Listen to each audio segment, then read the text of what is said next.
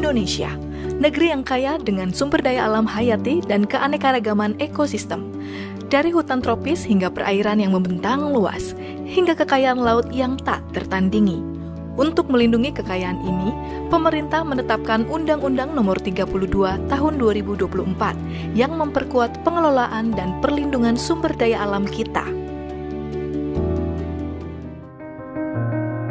Undang-Undang Nomor 5 Tahun 1990 tentang KSD AHE telah menjadi dasar hukum penyelenggaraan konservasi sumber daya alam hayati dan ekosistemnya selama lebih dari 30 tahun.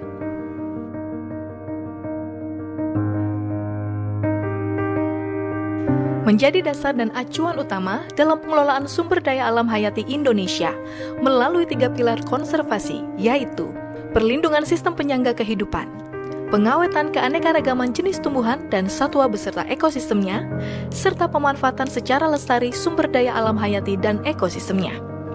Sudah banyak kisah sukses dari implementasi Undang-Undang 5 Tahun 1990. Dari rehabilitasi ekosistem yang rusak, hingga pemulihan spesies yang terancam punah.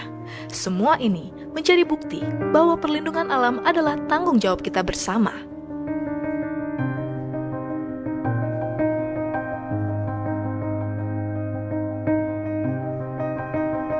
Undang-Undang 32 Tahun 2024 telah diundangkan pada tanggal 7 Agustus 2024 setelah melalui serangkaian pembahasan intensif rapat kerja, rapat panitia kerja, serta rapat tim perumus dan tim sinkronisasi mulai dari tahun 2021.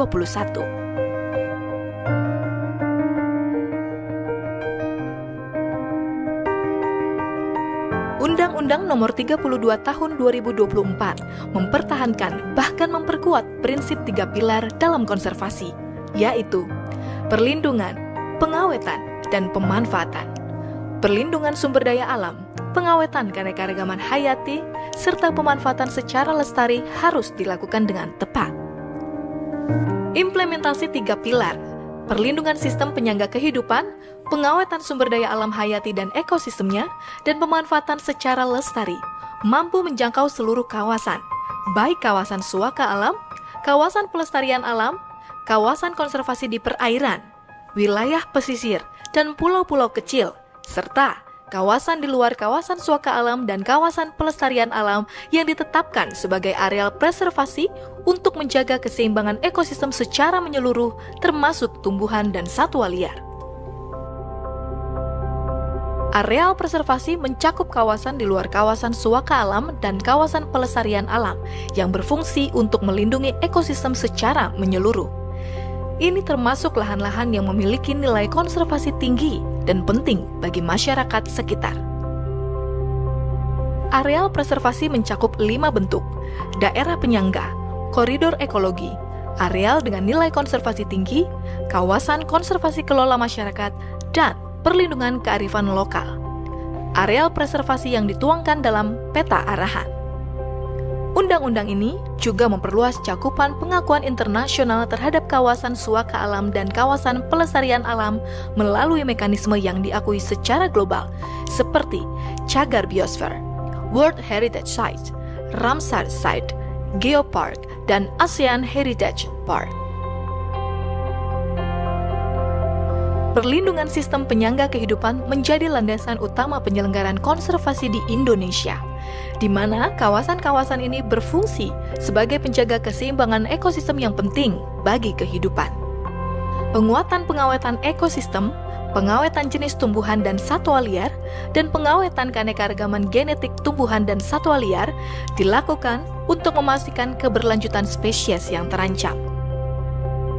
Melalui pemanfaatan genetik dalam bentuk penelitian, pengkajian, dan akses sumber daya genetik.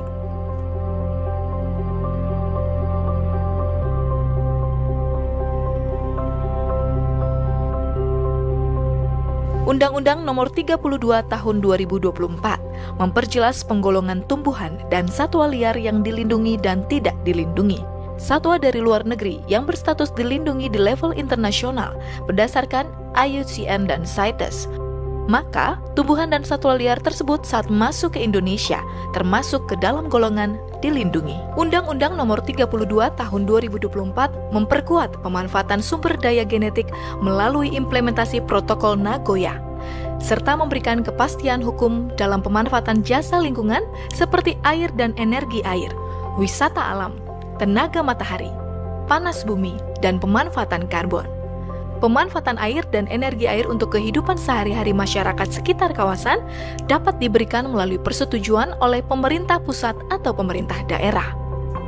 Untuk memastikan keberlanjutan konservasi, undang-undang ini memandatkan pemerintah untuk bertanggung jawab menyediakan pendanaan yang memadai dan berkelanjutan untuk kegiatan KSD HAE melalui pola-pola dana konservasi yang dikelola dalam bentuk dana perwalian, pembagian hasil atas pemanfaatan SDAHE, pemberian insentif untuk KSDAE.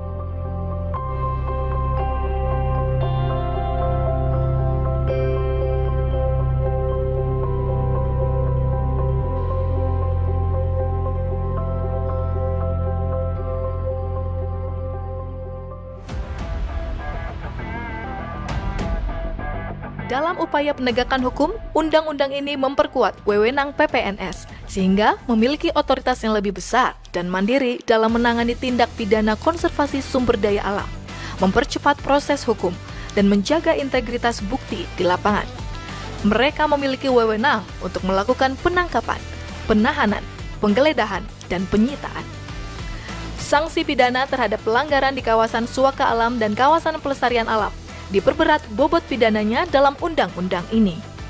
Hukuman akan semakin diperberat jika dilakukan oleh korporasi dan diberikan pidana tambahan antara lain pembayaran ganti rugi, biaya pemulihan ekosistem, serta biaya rehabilitasi, translokasi, dan pelepasliaran satwa, dan jika tindak pidana dilakukan dengan menggunakan sarana teknologi informasi, maka hukumannya akan diperberat.